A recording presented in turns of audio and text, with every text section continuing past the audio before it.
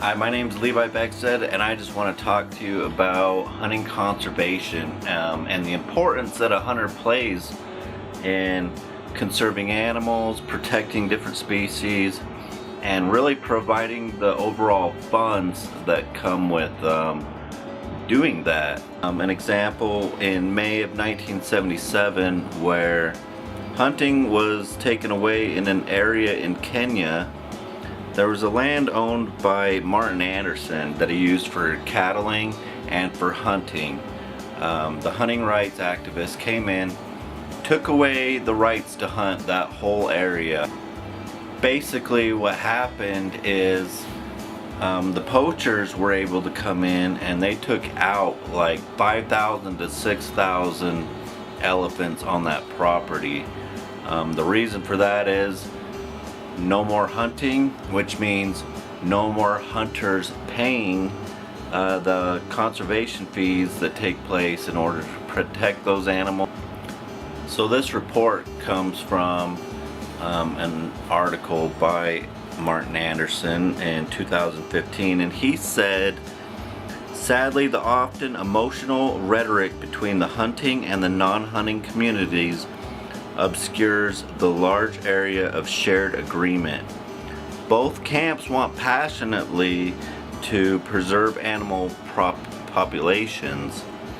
Both sides know that wildlife needs protection from a shrinking wildlife habitat and a growing human population.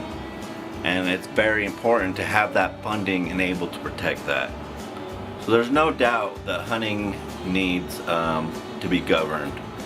We need to protect the species. We need to make sure we're not taking out too many animals. But research does indeed show that hunting conservation brings in a very large portion of the money in order to do that. They do help protect the species in that process, and they help with population control. So the first point that I want to make to you is that hunting brings in a large portion that goes straight into conservation efforts. Back in the 1930s, there was a ton of laws that were put in place, taxation laws. Every time a hunter buys ammunition, they buy a gun, they buy a hunting license, and a lot of other things that are related in that area, that taxation or a part of that money goes right back into conservation. According to the Journal of Land Use by Braveman in 2015, Texas, along with other states, but Texas had 97% of all funding for conservation was provided by hunters. Then when you go to places like Africa, like Tanzania, they had $75 million that was provided for conservation by hunters between 2008 and 2011. This is a huge impact that not only provides thousands of jobs for the natives in the area, it also has a huge impact on protecting species in that area and helping them to really thrive. Which brings me to my next point. Hunting helps to protect animals. So like I mentioned earlier, on Anderson's property, when they took away hunting, the elephant population dropped dramatically, and that's because the funding was no longer there. The conservation was no longer there to help protect them. But at the same time, in Botswana, where hunting was still legal and hunting elephants was legal, the numbers actually rose, and that's because they're keeping a balance. Those conservation efforts are helping to keep and maintain a balance. Not just maintain it, but make it go up. If lion hunting were ever banned, there could be severe consequences for the viability of trophy hunting across large areas of Tanzania, which could have severe consequences for wildlife conservation if alternative land uses arose as a result. So that's one of the big things, is that as soon as you take that land away, it's no longer useful to the people that are owning it. They've got to sell it if they can't use it as hunting, and that can be developed and demolished, and once it's gone, it's gone.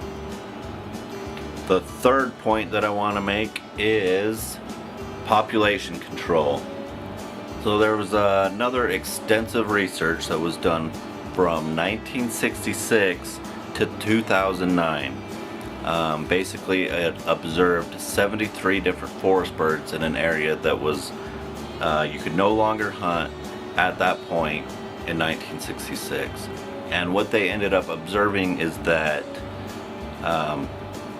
the birds ended up suffering and some ended up disappearing because the deer population had overgrown so much that they were taking away all the underbrush that grows on the forest floor, and the result of that was loss of habitat for the birds, loss of food for the bird, a limited supply of food for the deer as well.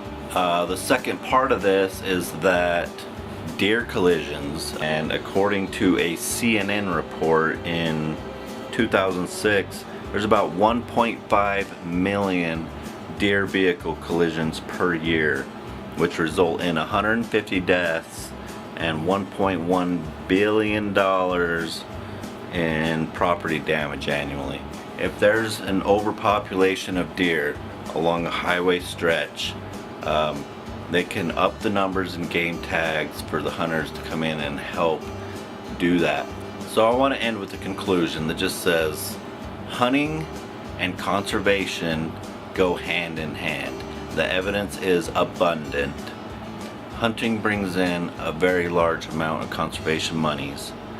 They help to protect the species in the long run, and they help in population control.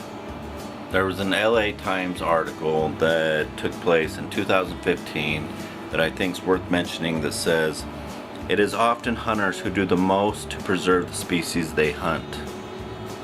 It isn't irony, it's logical. Thank you for your time.